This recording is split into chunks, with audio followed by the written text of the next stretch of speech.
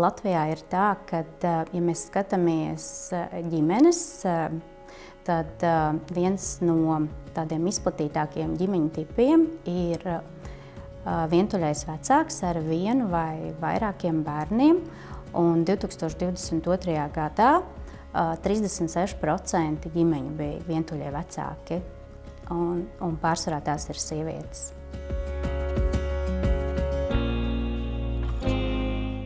Esmu Ilze Baranovska, pēc izglītības ekonomists, un man darba pieredze saistās ar valsts pārvaldi, ar ārvalstu finanšu instrumentu, programmu plānošanu un izstrādi. Un arī kopā ar dombiedriem esmu izveidojis biedrību Domnīca Domino, kur iestājas par dzimumu līdztiesību un ģimeņu tiesībām. Man ir ļoti svarīgi, lai būtu taisnīgums, godīgums, vienlīdzība un arī citādā pieņemšana.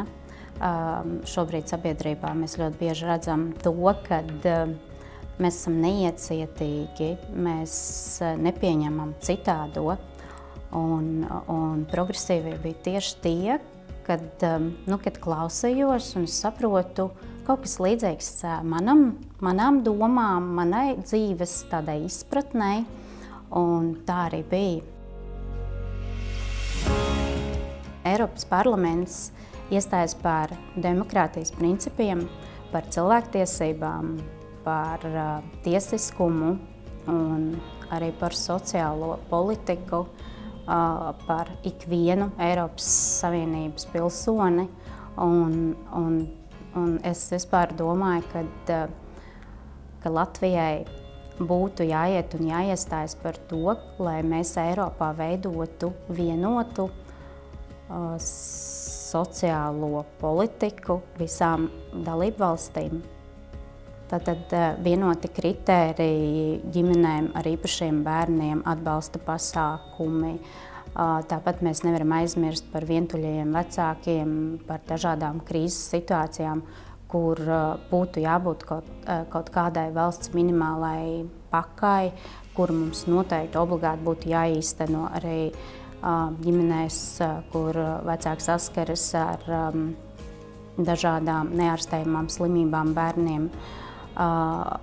Mums šobrīd strādā ļoti labi fonds Ziedot LV, bet mēs ļoti labi saprotam, ka šais gadījumos valstī būtu jāiestājas par šiem bērniem un jāatbalsta šīs ģimenes. Ja jau sākotnēji mēs ieguldīsim bērnā, kuram ir vajadzīga palīdzība, mēs redzēsim, ka mēs viņam sniegsim šo medicīnisko palīdzību. Viņš izaugs liels, viņš varēs strādāt, un viņš mums arī valstī dos pozitīvu atdevi atpakaļ.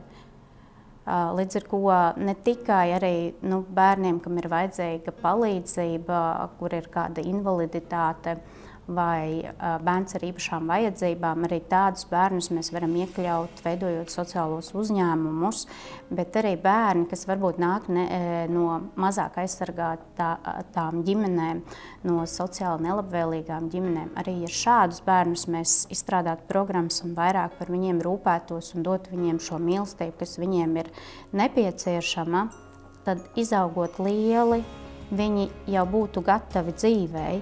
Un tas ir tas, kas mums šobrīd valstī pietrūks. Tie ir tie gadījumi, kas janvārī, kur jaunietis nogalina jaunieti. Tā ir mūsu visas sabiedrības atbildība. Tas, ka šiem bērniem nav mājas, tas, ka šiem bērniem nav mīlestības. Pozitīvi, taisnīgi, citādā pieņēmēji, un ar vēlmi veidot pasauli pozitīvu, labāku.